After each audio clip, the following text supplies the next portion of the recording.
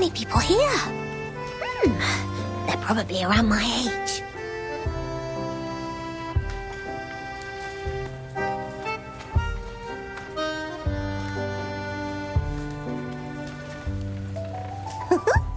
We've also got this many shelves in the library of Reveese Manor. Are there any alchemy workshops and potion warehouses here, like in our manor?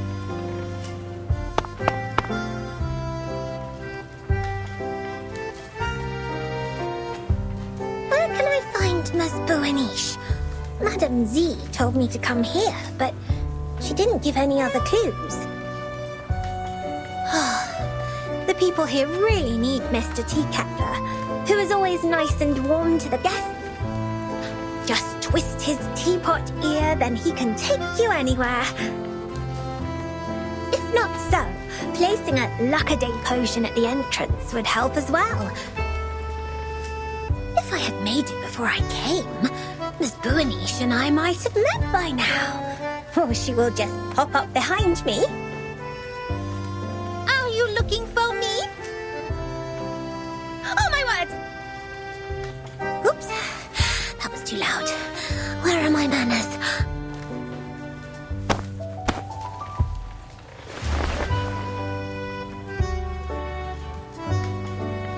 Oh, nice to meet you. Are you Miss Buaniche?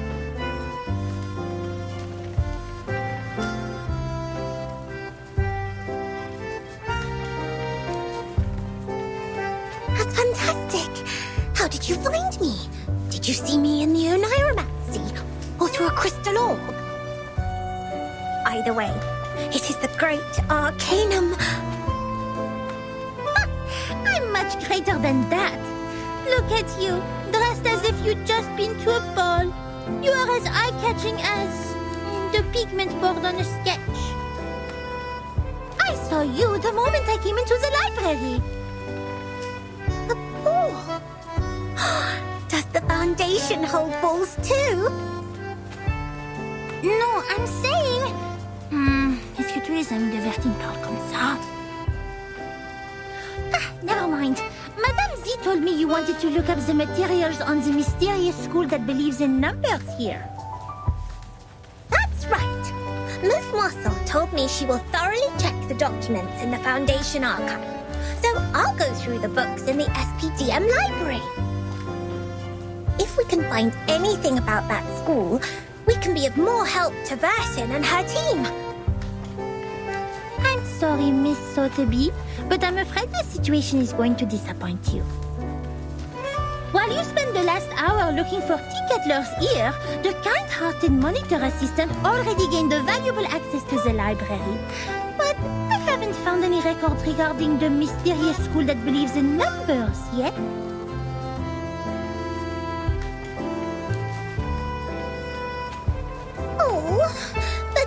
But Miss Mossel said there are so many books here that they can cover the entire back of a Stronsay beast. That's a bit exaggerated, but she's right. Nevertheless, the librarian was transferred to a more important position years ago due to the storm. Many old books are not yet sorted. Some even went missing in the chaos. The only relevant materials I could find are the stories of Pythagoras and some books on mathematical theorems. But I don't think they have anything to do with Vertine's issue.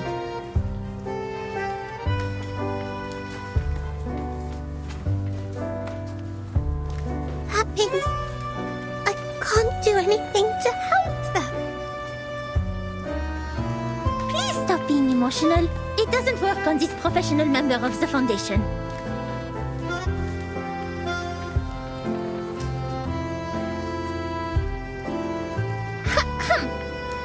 Without field investigation permission, I can't take you out to collect information.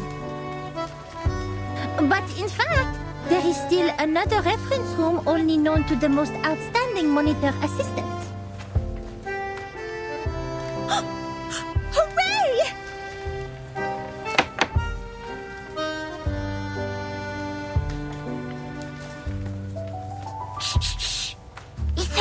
permission to make noises in the library. Please follow me, Miss Sotheby.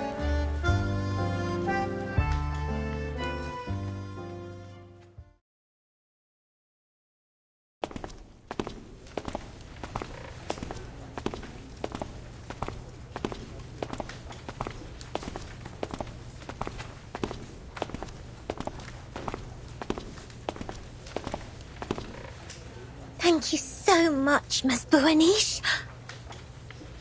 You mentioned ball. I haven't heard that word for a very long time. I remember what Mr. Carson, my butler, had taught me. He said, express your gratitude to fair ladies by holding a grand ball. I'll write to my father and ask for a brand new, unsinkable and maneuverable rock and roll park. I'm sure he will gladly say yes. Maneuverable rock and roll park? Yes. We can hold a twist ball on it when Burton and her team are back. Please allow me to say no. The monitor assistant of SPDM will never participate in such an inelegant activity. Wait, did you just say Burton and her team? We can talk about the ball later. The kind-hearted Matilda Buanish will try her best to help you with the task. But, of course, it's only out of her sense of responsibility, not for some personal reasons.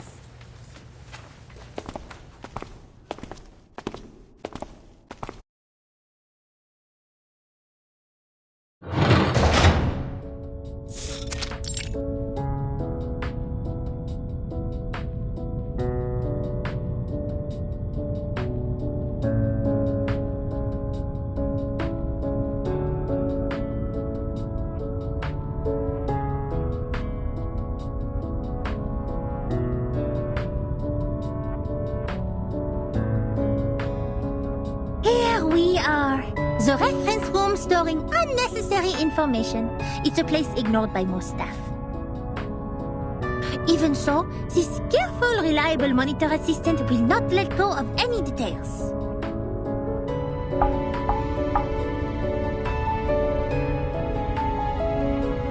I hereby officially appoint you as the Chief Assistant of Monitor Assistant of SPDM. I will take my responsibility and teach you how to become a devoted Foundation member.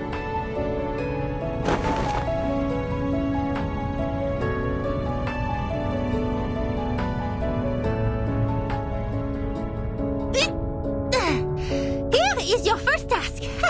Read through these unsorted old files. All of them.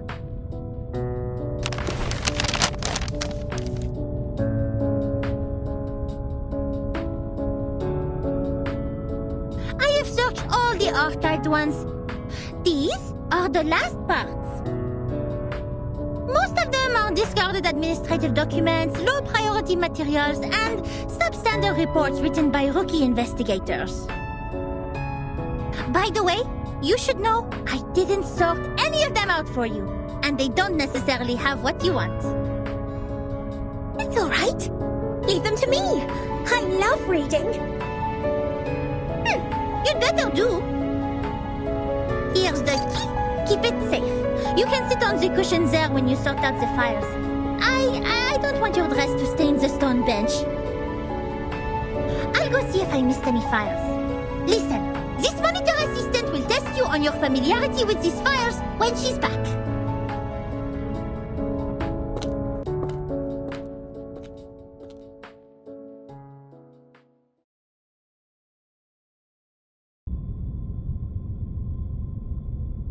Check completed. Looks like I didn't miss any relevant files.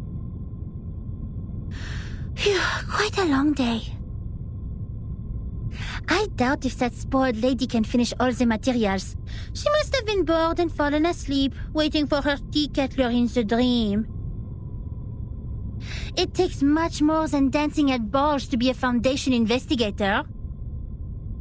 I'll send her back to that teacher when she wakes up. In the end, it will be the kind-hearted Matilda who finishes the task for her. Being a great monitor assistant comes with great responsibility.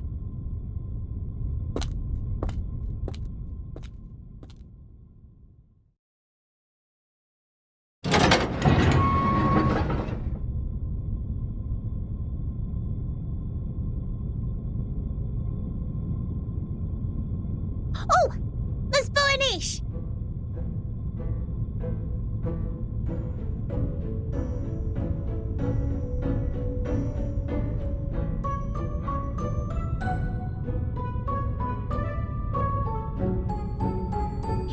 You didn't fall asleep.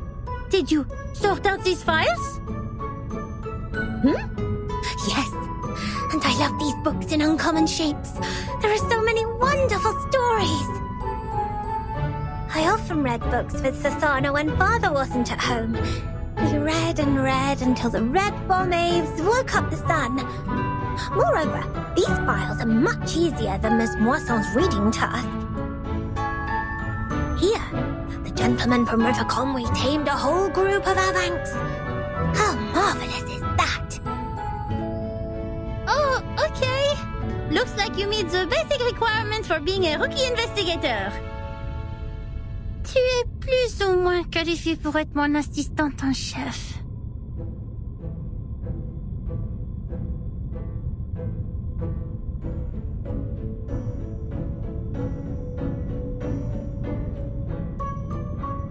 And I also found this interesting report.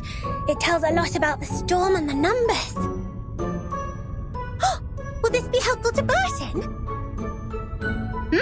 Show it to me.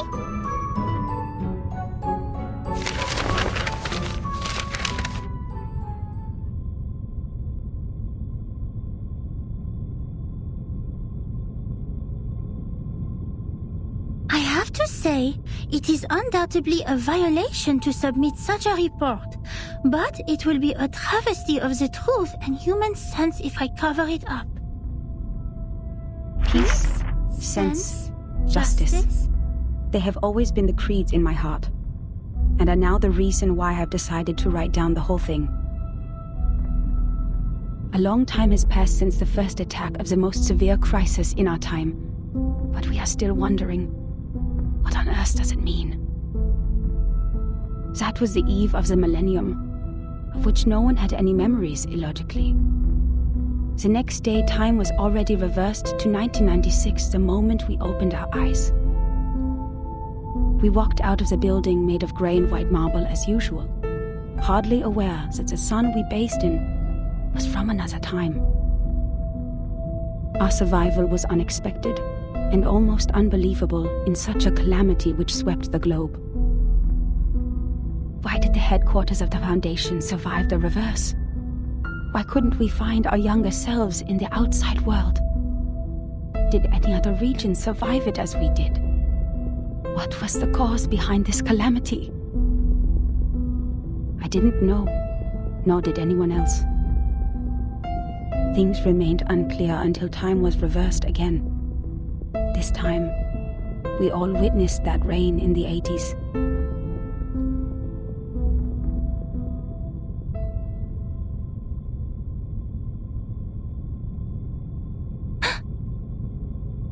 These files Burton needs?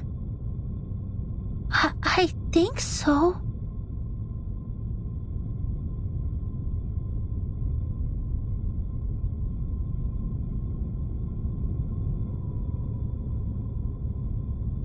It's a report written by someone who witnessed the storm.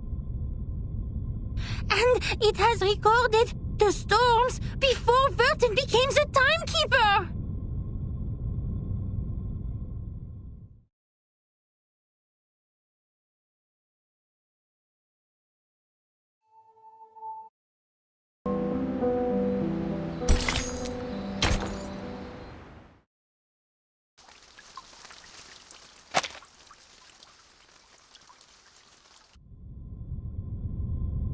Before she became the timekeeper? Whoa. So Burton wasn't born a timekeeper. She didn't tell you that? Wait, No one is born a timekeeper. It's not an inherited title. Anyway, this report includes the secret chronology only accessible to the core members of the Foundation. You can only check it under the supervision of the monitor assistant before you become a qualified investigator.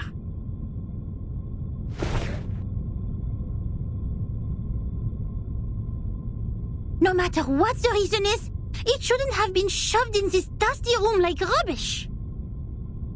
To evaluate its authenticity and risk, the genius Mathilda Boiniche will fulfill her duty as the monitor assistant and carry out a thorough inspection of this report.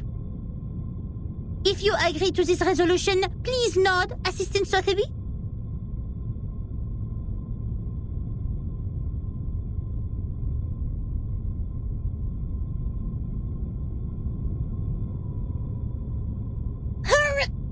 Yes.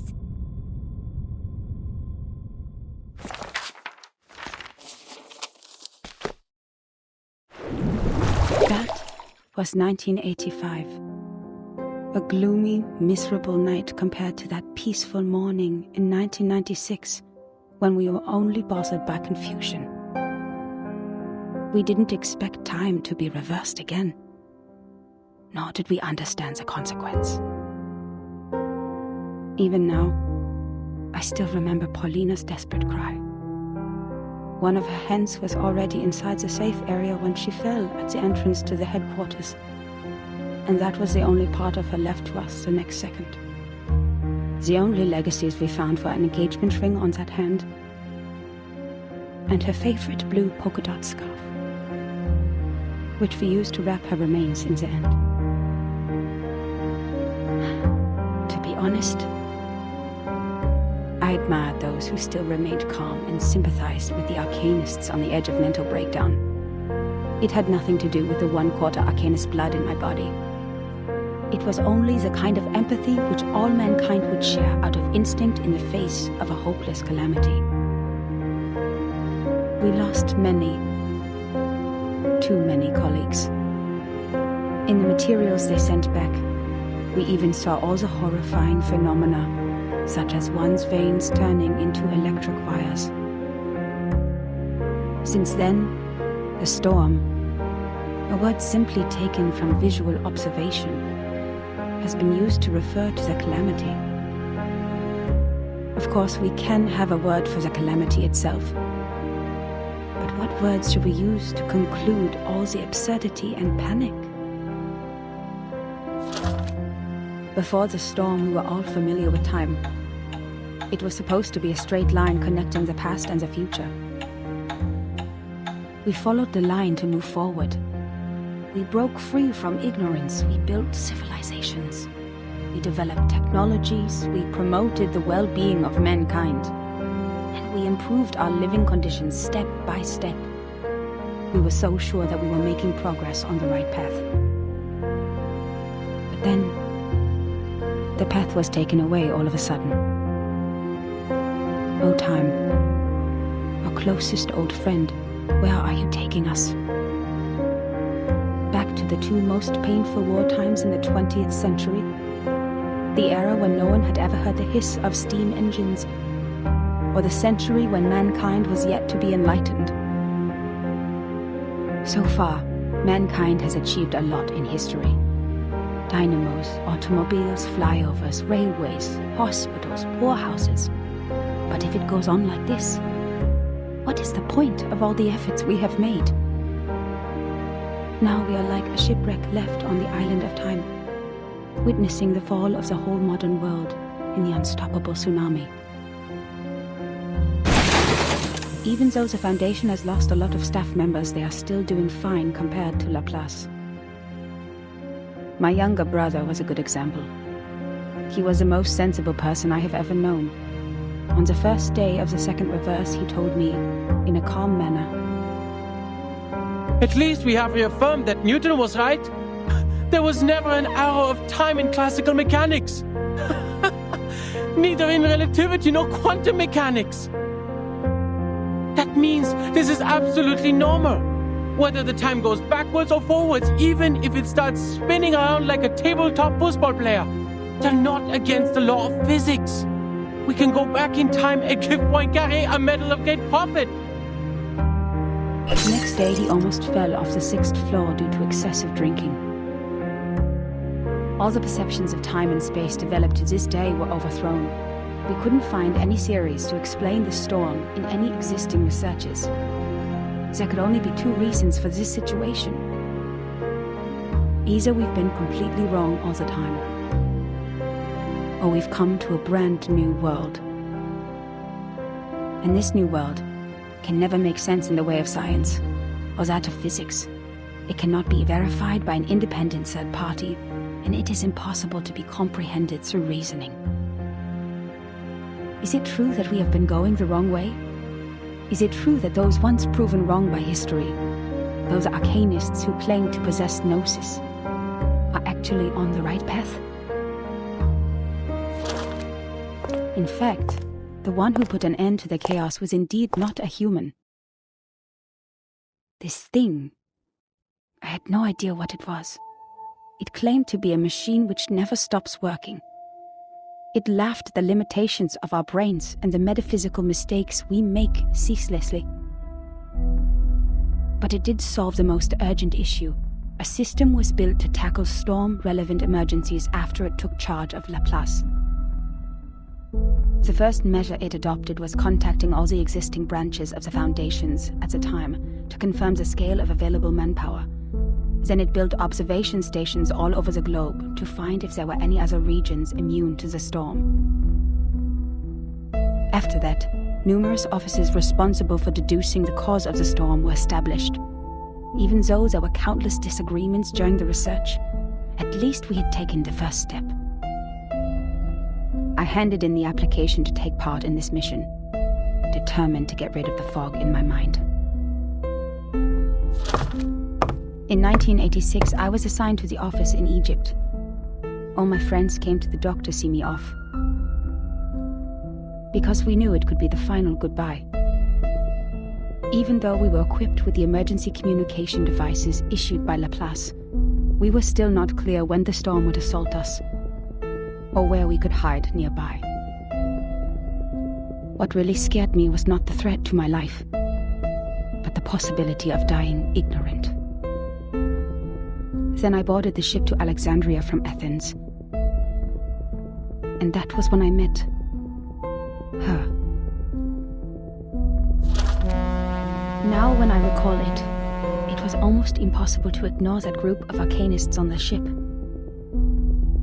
There were about a dozen of them, all in eccentric stitched robes. They were followers of a strange school which mixes arcanum and mathematics. I talked to them. No matter how much that conversation bewilders me now, I was more excited than confused at the time. They also survived the storm in 1996, and they noticed the unusual changes taking place in the world as well. That means I actually met another group of survivors from the millennium.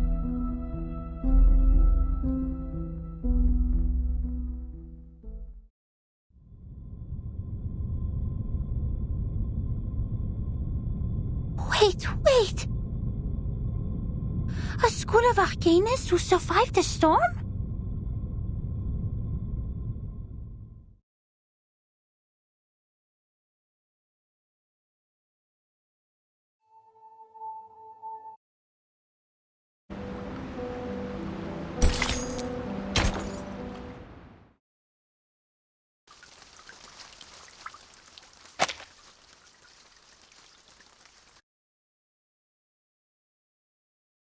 A mixture of arcanum and mathematics. The ship on the Mediterranean. Unbelievable. Our investigator actually met this group of arcanists who believed in numbers, and even left such a precious record down on paper. Does it mean we are close to being helpful to Virgin?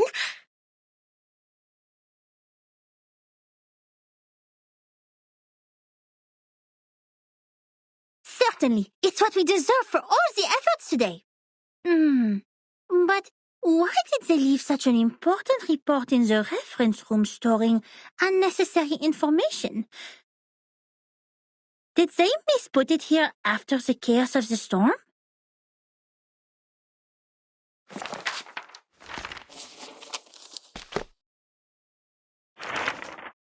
Among them, the most easygoing one was Hugh.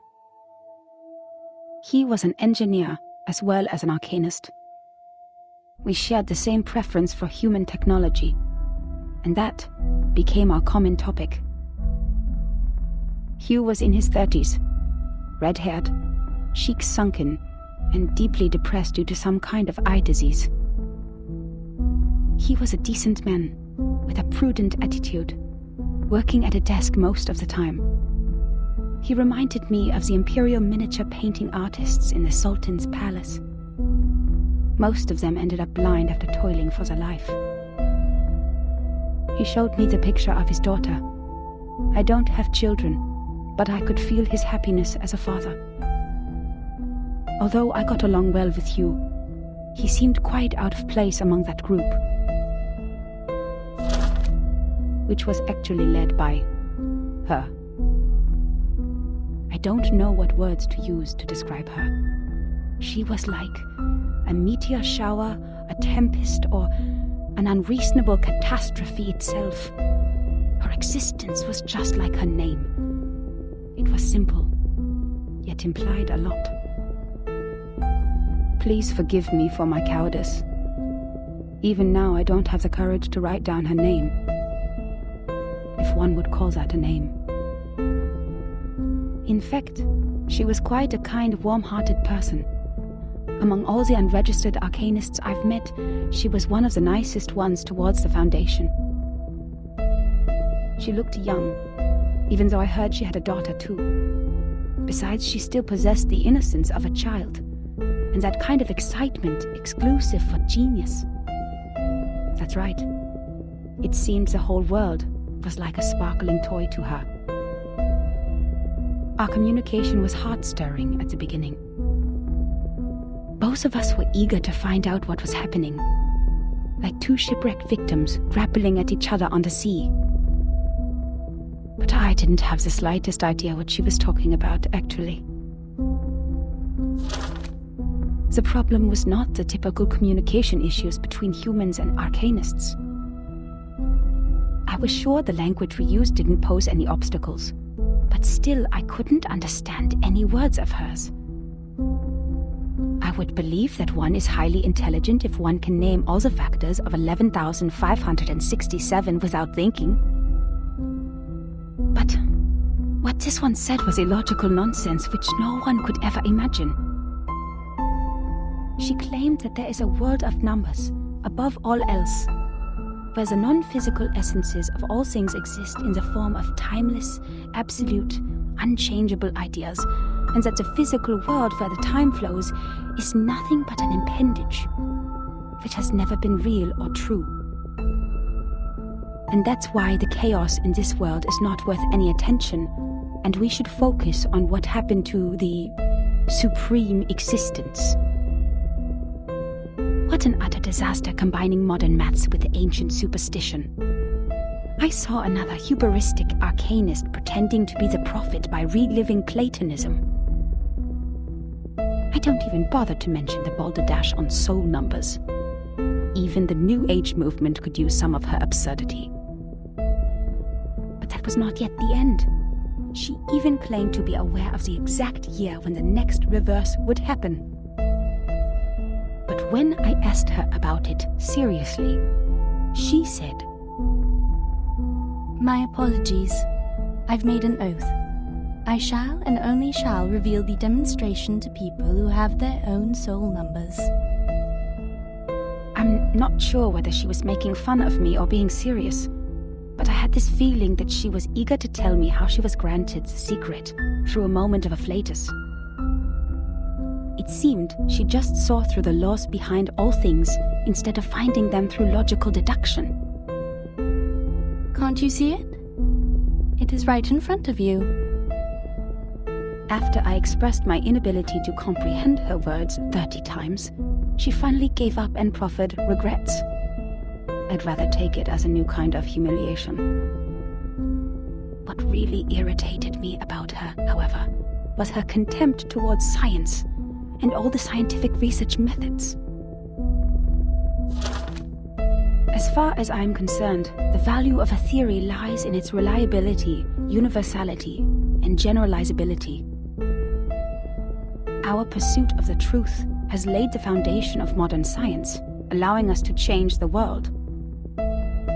Yet, in her eyes, the value of a theory lies in its beauty. I talked to her on the current situation, and I told her how we would save lives and preserve the hard-earned technology of mankind if we could find the pattern of the storm. It was of course not an easy thing to do and would take enormous manpower, so I asked her sincerely to join the Foundation. Yet again she responded with contempt. She believed they would only become another military squad of the Foundation's. Darling, maths are beautiful for their uselessness. That's why it remains noble and graceful in this sordid world, despite you humans' reckless action of using it to calculate ballistic. She turned down my invitation and left an unfairly negative comment on our storm observation project. The observation stations you built are destined to be toppled because their basis is the fragile world that follows the laws of physics. The efforts you've made are like nails on a sand beach, which will only be carried away by the next tidal wave. But I said, perhaps our efforts are in vain, but someone has to do it. We will try every corner of the beach before making the conclusions that the world we are living in is already a hopeless ruin. What a pragmatic, rigorous, and rational speech. But dear, the world is a hopeless ruin. The conversation ended in disagreement. I don't know why arcanists hate the world so much. Perhaps the reason is they have never been truly accepted. To this day, I still remember her venomous conclusion. The world built on past experiences has ended. In your words, which you used to mock us, why not embrace the reality? Yet about the gnosis which she deeply believed in, and the so-called prophecy she made through numbers, she had never given any proofs or details that showed rigorous logic. And the reason for her inactions was an oath she had made before some stone? Therefore, I believed her words were only the nonsense of a lunatic. When we first met, I thought she was different from all those psychos, who mistook the malfunction of their prefrontal cortex as the will of God. But they turned out to be the same. In the name of human sense, I swore everything she said was absurd and ridiculous to me. Until...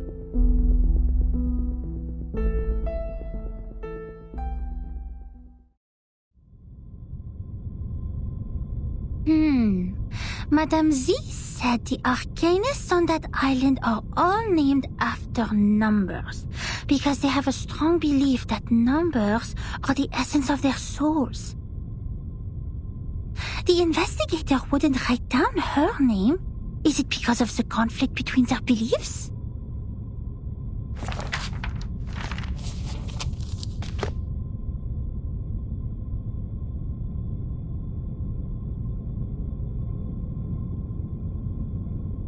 Huh? That's all?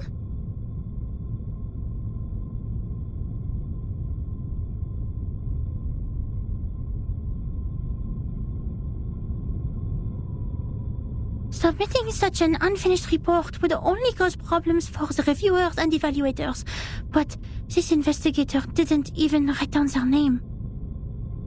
Don't worry, Miss Burnish. I'm familiar with this situation. Every time after the brave Typhon defeats Jupiter, he returns to the Auto Island. But each time we twist the ear of Mr. Glassbox, Typhon will show up again and again. Ms. Moisson told me the ear is the key to bringing back our hope. Wait, don't tell me you are talking about the shows on the mechanical television?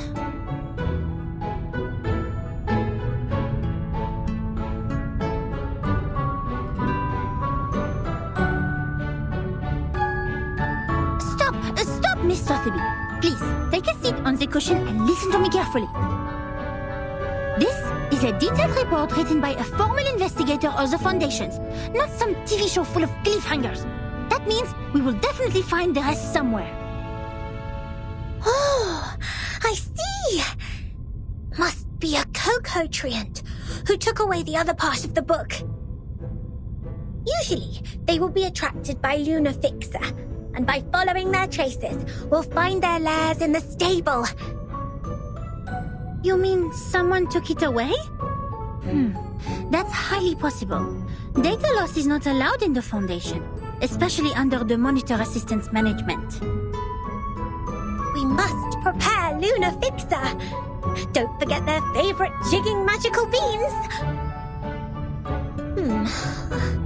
I don't have those materials with me right now, but I can write to them. It only takes a month.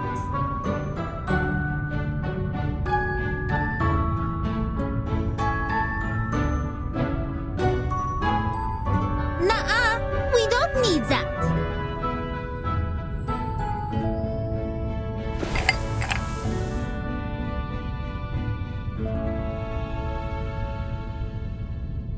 You've perfectly accomplished the task from me when you found this valuable report. Well done, Assistant Sotheby. Now it's time for the great Matilda to show a little bit of her greatness.